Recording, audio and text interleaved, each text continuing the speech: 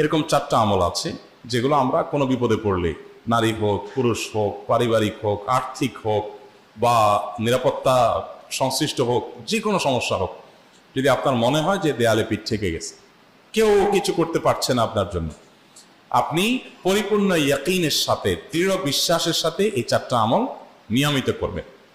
হ্যাঁ, কখনো যদি আল্লাহ তাআলা এই আমলগুলো করার পরও আমার বিপদ দূর না করেন, তাহলে হয় আমার আমলের মধ্যে কোনো ত্রুটি ছিল, অথবা আমার এই বিপদ দূর না হওয়ার মধ্যে আমার জন্য কোনো কল্যাণ নিহিত ছিল।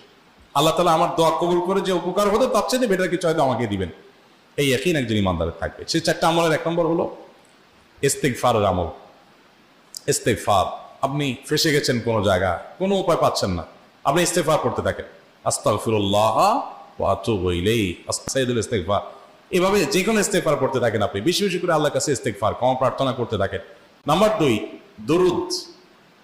নবী করিম সাল্লাল্লাহু আলাইহি সাল্লামের প্রতি দুরুদ পাঠ করা। এটা আল্লাহুম্মা সাল্লি আলা মুহাম্মদ ওয়া আলা আলি মুহাম্মদ কামা সাল্লাইতা আলা ইব্রাহিম ওয়া আলা আলি ইব্রাহিম ইন্নাকা হামিদুম মাজিদ।